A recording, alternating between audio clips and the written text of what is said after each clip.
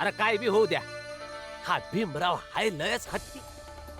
असा डाव रचला का मोठ्या जातीच्या लोकांना मारून मारून पळून लावला. आणि बघा इथं आरामात लगीन बी होणार आहे.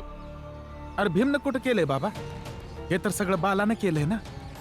अरे मग जरी त्या बाळानं केलं असलं तरी पण नाव कोणाचं झालं?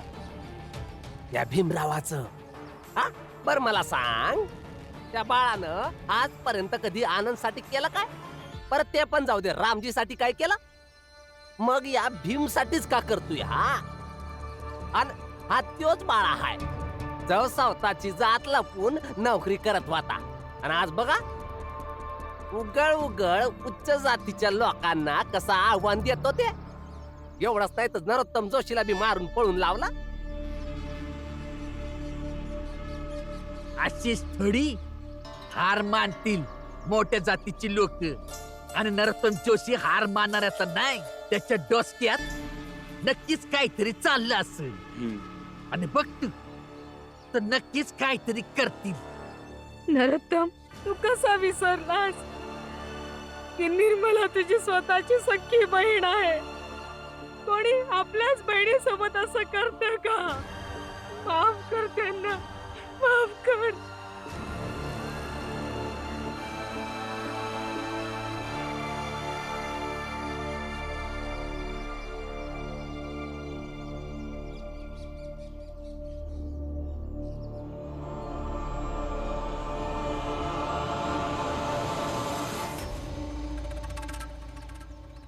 कुणाही भावाला आपल्या स्वतःच्या बहिणीसोबत असे नाही करायला पाहिजे, परंतु पण काय करणार? हा प्रत्येक वेळी हे समाजाचे लोक येत होते आणि निर्मलेला मारण्याची धमकी देत होते. आणि प्रत्येक वेळी मी हा विचार करत होतो की तिच्या बाबतीत मी आणखी कठोर होऊन तिच्याकडून विधवा धर्माचे पालन करून घेईल, तिच्याच भल्यासाठी. हे काळे बघताय, हे काळे डाग त्या निर्मलेच्या कारणामुळे आमच्या चेहऱ्यावरती लागले आहेत. मी लावले आहेत, मी आपल्या चेहऱ्यावर आणि या समाजवाल्यांच्या चेहऱ्यावर सुद्धा. काकी, ही माझी जबाबदारी असणार आहे की हे काळे डाग मला पुसायचे आहेत आणि मी ते पुसणार. खेळ अजून संपलेला नाहीये काकी. फौजेला पुढे करून, पोलिसांना पुढे करून कायच करून घेणार आहात. या मुंबई मधून बाहेर निघून जाल नाही, या मुंबई मधून बाहेर नाही जाऊ शकणार. पण करणार काय जोशीजी?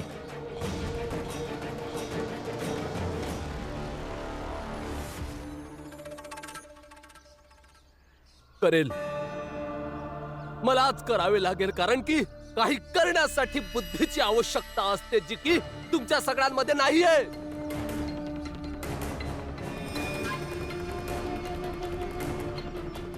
निर्मलाला तिच्या चुकीची शिक्षा मिळेल.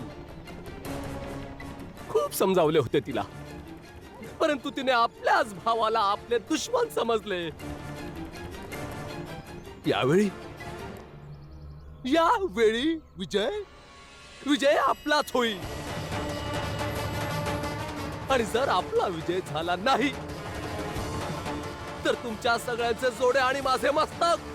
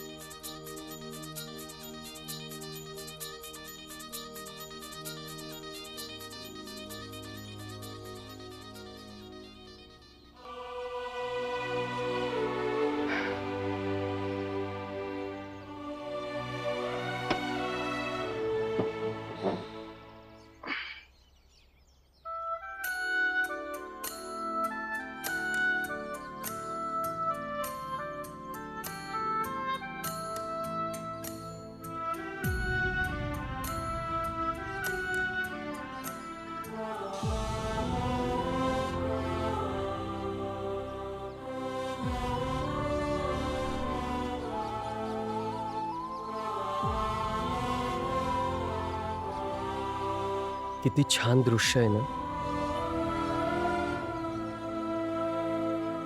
एका विधवेचं पुन्हा नवरी बनणं, साथ सोडत असलेल्या आयुष्यात मुठभर जीव लावला तर सगळं किती सुंदर दिसायला लागतं. आज तो मुठभर जीव अभयजींनी निर्मलाजींच्या आयुष्यात लावला. ह्यानंतर निर्मलाजी आपल्या संपूर्ण आयुष्यात ह्या गोष्टीला घेऊन स्वतःला सौभाग्यशाली मानतील का त्यांना त्यांच्या आयुष्यात दुसरी संधी मिळाली.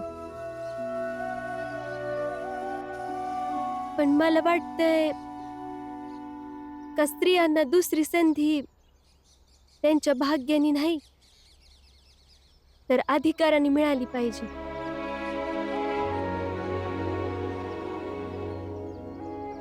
आणि त्यासाठी समाजाचं पुढारलेलं असणं गरजेचं आहे. विधवा स्त्रीला सुनेच्या रूपात स्वीकार करायला लोक तयार व्हायला पाहिजे.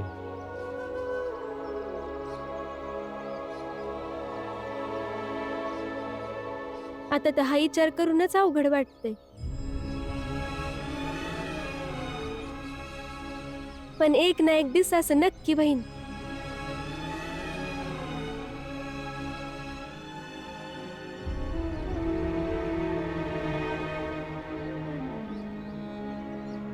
माहित नाही तो दिवस कधी येईल. वरवधूंनी एकमेकांना वरमाला घालावी.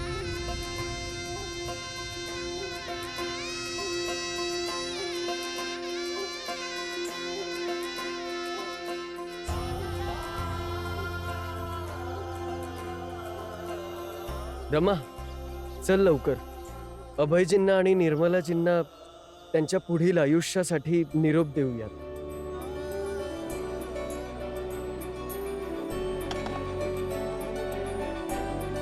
तसं हे चांगलं आहे ना. कधी कधी आपण दोघं पण अशीच डायरी लिहत जाऊ. म्हणजे काही मुद्दे समजून घेण्यासाठी आपल्या दोघांची डायरी एक साथ वाचावी लागेल. रमा, भीमभाऊ, आलो आलो. चल.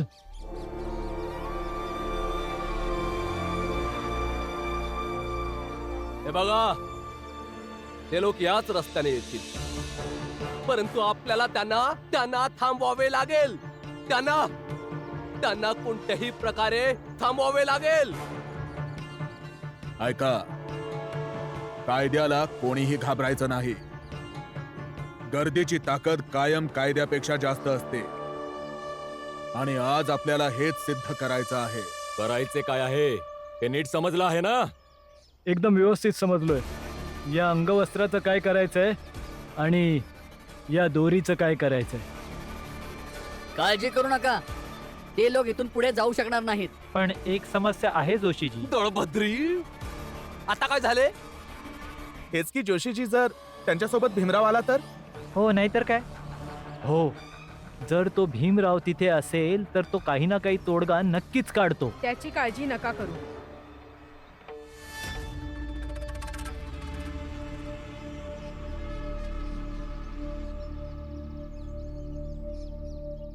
त्याला मी बघून घेईन.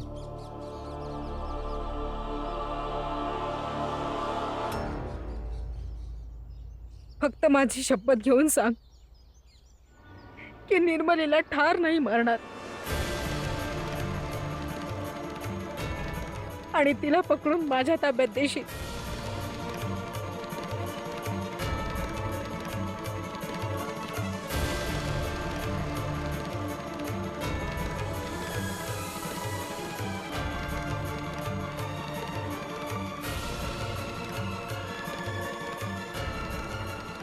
मी शपथ घेतो आई, मी शपथ घेतो की निर्मलाला नाही मारणार. तिला लगेच तुझ्या ताब्यात देईल.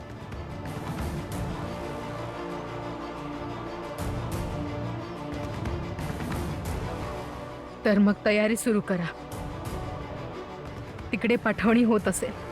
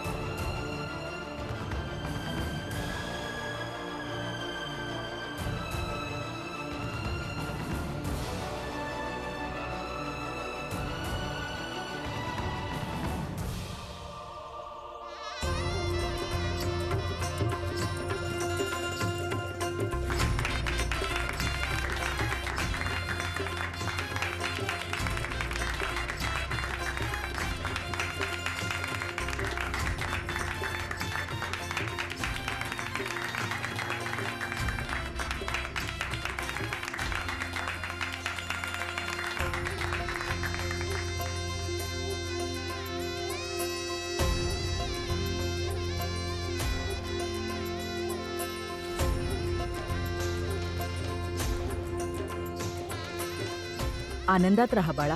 माझे आशीर्वाद नेहमी तुमच्या दोघांसोबत आहे.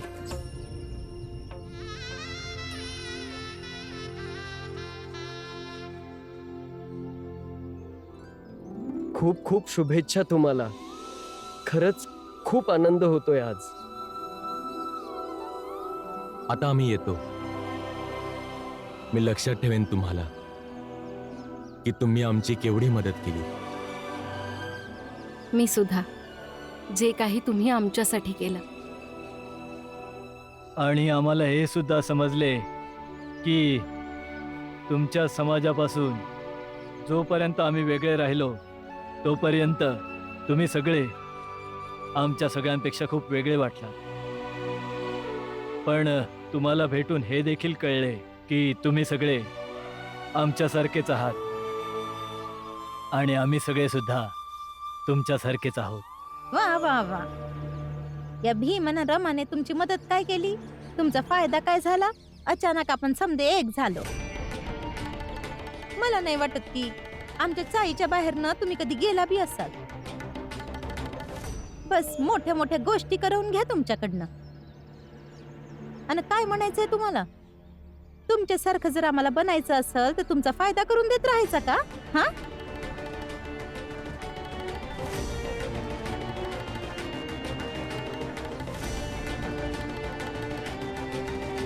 येजाबाई, पाठवणीच्या वेळी असं खोटं बोलणं बरं नाही. तुला इथं नाही थांबायचंय, तू आज जा. नाही नाही, असू द्या त्यांना इथे. आणि तसेही या जे म्हणत आहेत ते खरेच तर आहे. पण आता मी तुम्हाला विश्वास देते की जोपर्यंत आमच्या कुटुंबाचे अस्तित्व आहे तोपर्यंत आम्ही सगळ्यांना हेच सांगू की कुणीही खालच्या जातीचे नसतात. आपण सगळे एक समानच आहोत. आणि तुम्ही सुद्धा बघा, एक ना एक दिवस हे नक्कीच होईल, सगळ्यांमध्ये होईल. लक्ष देऊन बघा, गोष्टी बदलत आहे. जर प्रचंड देव दुश्मनांचे नेता हाय तर त्यांचीच बायको आपल्यासोबत आपल्यामध्ये उभी राहून आपल्यालाच मदत करते. हा बदलावच तर आहे आणि हाच बदलाव वाढत जाईल. राहू द्या ना आत्या, तुम्ही पण कोणाला समजवताय? आईला. यांना जे समजतं दिसतं तेच त्यांच्यासाठी असतं. यांना तर अभय भाऊ आणि निर्मला ताईंचा आनंद पण नाही दिसत आहे. अभय, निर्मला, आता आपल्याला निघायला हवं. गाडीची वेळ होते. चला. सर, मी सुद्धा येतो तुमच्यासोबत या दोघांना स्टेशनला पोहोचवायला. मी बी येते तुमच्या सोबत. हो, मी पण सोबत येतो. हा, जा सगळे वरात बनवून त्यांच्या माग माग जा. 3 दिवसापासून सांगते घरात रेशन नाहीये, पण हे ऐकायचं नाहीये तुम्हाला. त्यांच्या माग जाल तुम्ही. आणि सकाळपासून काय म्हणते मी? रात्रीपासून माझ्या वहिनीला खोकला येतोय. बघितलं तुम्ही? पण त्यांचं औषध आणायला येळ कुठे आहे तुमच्याकडं? हे समजा नाही जमणार तुम्हाला. त्यांच्यासोबत जायचंय तुम्हाला. बाबा तुम्ही जा राशन आणायला. मी आणि रमा निर्मलाजी आणि अभयजींना स्टेशनला पोहोचवून येतो. सगळ्या चाळीतल्या रहिवाशांना आमचे खूप खूप धन्यवाद. ज्या कठीण परिस्थितीत तुम्ही आमची साथ दिलीत आणि आमची मदत केलीत, ती गोष्ट आम्ही कधीही विसरणार नाही आणि सदैव आम्ही तुमचे ऋणी राहू. निर्मला, अभय, नेहमी आनंदी राहा. आनंदात राहा अभय, आनंदात राहा निर्मला.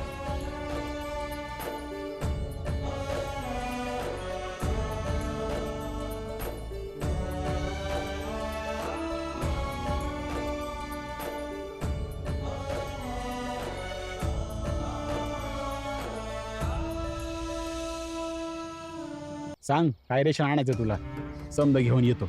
बाबा, मी पण येते तुमच्या सोबत. हाव, जा समजा निघून जा.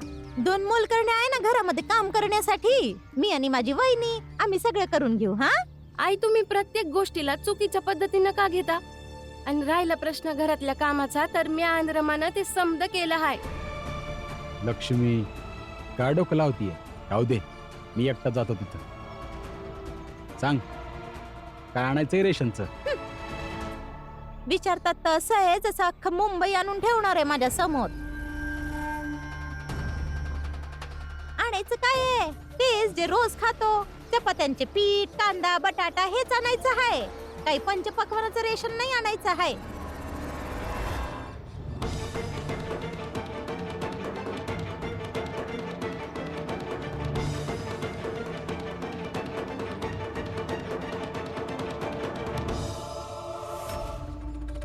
अभय, मी आणि माझ्या स्टाफने तुमच्या दोघांच्या आयुष्याची सुरुवात करायला काही गिफ्ट द्यायचा विचार केला. म्हणून ते सगळे मार्केटमध्ये शॉपिंग करत आहेत. गाडी मी तिथेच उभी आहे. बस तुम्हाला गिफ्ट देऊन गाडीमध्ये बसून स्टेशनला सोडलं जाईल. थोडं दूर आहे, थोडं लवकर चालूया. Come on.